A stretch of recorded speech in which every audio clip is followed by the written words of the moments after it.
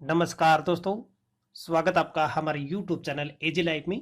दोस्तों, आज इस वीडियो के माध्यम से मैं आपको बताने जा रहा हूँ, इतना प्यार फिर भी श्री कृष्ण ने राधा से क्यों नहीं की शादी। आइए दोस्तों जानते हैं इस वीडियो के माध्यम से। लेकिन दोस्तों जानने से पहले आपसे विनती है, प्रार्थना है कि मेरी इस वीडियो को शुरू से लेकर अंत तक जरूर सुने और शुरू करने से पहले दोस्तों वीडियो को लाइक व शेयर जरूर कर दें। तो चलिए शुरू करते हैं। दोस्तों, श्री कृष्ण और राधा के प्यार के बारे में तो आप सभी जानते हैं। दोस्तों, श्री कृष्ण ने राधे से विवाह करने का फैसला अपने माता पिता को बता दिया था कि वे राधा से विवाह करना चाहते हैं। लेकिन दोस्तों दोनों का कुलीन न मिलने के कारण उनकी माता उसमें असमर्थ थी। तो दोस्तों उनके माता पिता के कहने पर श्री कृष्ण नहीं माने तो उसके पिता गुरु गर्गाचार्य के पास ले गए। दोस्तों, गुरु गर्गाचार्य श्री कृष्ण के गुरु थे। गुरु गर्गाचार्य ने जब श्री कृष्ण को बताया कि आप तारनहार हैं, तो दोस्तों उनके भीतर एक रूपांतरण हुआ और उन्होंने अपना फैसला बदल लिया। दोस्तों, आप सभी जानते हैं श्री कृष्ण बचपन से ही नंद और यशोदा के साथ रहे थे। गुरु गर्गाचार्य ने अचानक उन्हें बताया कि वह उनके पुत्र नहीं है। यह सुनते ही वे वहीं से खड़े हुए और अपने अंदर एक बहुत बड़े रूपांतरण से होकर गुजरे। अचानक कृष्ण को महसूस हुआ कि वे हमेशा से कुछ ऐसा था, तो दोस्तों उन्हें अंदर ही अंदर झकझोरता था। लेकिन जब उन्हें उत्तेजक भावों से दिमाग से निकाल देते थे और जीवन के साथ आगे बढ़ जाते थे। दोस्तों, जैसे ही गर्गाचार्य ने यह राज श्री कृष्ण को बताया, उनके भीतर न जाने कैसे कैसे भाव आने लगे। उन्होंने गुरु से विनती की कि है गुरु जी, कृपया मुझे कुछ और बताइए।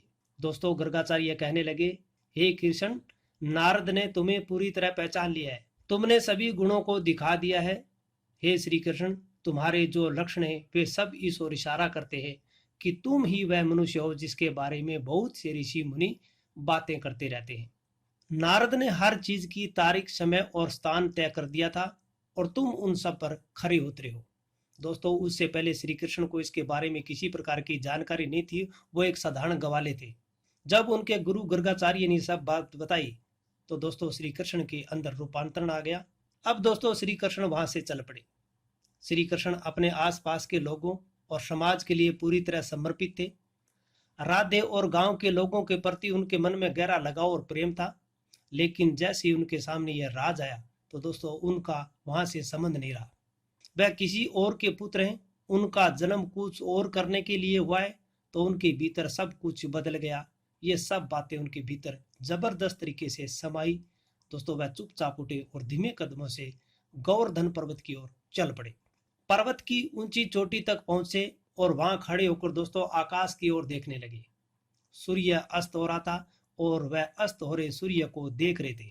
अचानक उन्हें ऐसा लगा कि जैसे एक जबरदस्त शक्ति उनके भीतर समा रही है। यही उनके अंदर ज्ञानोदय हुआ और उस पल में दोस्तों उन्हें अपना असली मकसद याद आ गया। वह कई घंटों तक वहीं खड़े रहे और अपने भीतर हो रहे रूपांतरण और तमाम अनुभवों को देखते और महसूस करते रहे। जब वह पर्वत से उतरकर नीचे आए तो दोस्तों पूरी तरह से बदल चुके थे। चंचल और रसिक ग्वाला विदा हो चुका था। उसकी जगह उनके भीतर अचानक एक गहरी शांति नजर आने लगी। गरिमा और चैतन्य का एक नया भाव दिखने लगा। जब वह नीचे आए तो दोस्तों अचानक वे सभी लोग जो उनके साथ गाय चराते थे, गवाले थे, उनके सामने नतमस्तक हो गए। जो कल तक उनके साथ खेलते, नृत्य करते थे, गाते थे, उन्होंने कुछ नहीं किया। वह बस पर्वत पर गए और वहां कुछ घंटों के लिए खड़े रहे और फिर नीचे आ गए। इसके बाद जो भी उन्हें देखता वह सहज ही बिना कुछ सोचे समझे उनके सामने नतमस्तक हो जाता था। दोस्तों, कृष्ण को पता था कि अब उन्हें वहां से विदा लेना है। जाने से पहले दोस्तों उन्होंने एक रास लीला का आयोजन किया। जाने से पहले वह अपने उन लोगों के साथ एक बार नृत्य कर लेना चाहते थे जिसके साथ दोस्तों उन्होंने गायें चराई थी, जिसके साथ में लीलाएं की थी। उन्होंने जमकर गाया, नृत्य किया। हर किसी को पता था कि वह अब जा रहे। लेकिन राधे थी कि भीतर ही भीतर परम आनंद के एक जबरदस्त उन्माद से सारोबार थी और भावनाओं की सामान्य हदों से कहीं आगे निकल गई थी। वह इतनी ज्यादा भाव विभोर और आनंदमय हो गई कि अपने आसपास की हर चीज से वह बेफिक्र हो गई। कृष्ण जानते थे कि राधे के साथ क्या घट रहा है। वह उनके पास गए, उन्हें बाहों में लिया, अपनी कमर में बंदी बांसुरी निकाली और उन्हें सौंपते हुए बोले, हे राधे, यह बांसुरी सिर्फ तुम्हारे लिए है। अब मैं बांसुरी को कभी हाथ नहीं लगाऊंगा, कभी बांसुरी नहीं बजाऊंगा। इतना कहकर वे वहां से चले गए। दोस्तों उसके बाद वो वापस कभी नहीं आए। तो दोस्तों मेरी छोटी सी जानकारी में बस इतना ही। अगर मेरी जानकारी आपको पसंद आई है या इसी प्रकार की दोस्तों जानकारी प्राप्त करना चाहते हैं तो मेरे इस चैनल को सब्सक्राइब करके बेल आइकन के बटन को जरूर दबा लीजिए। धन्यवाद दोस्तों, थैंक्स फॉर वॉचिंग।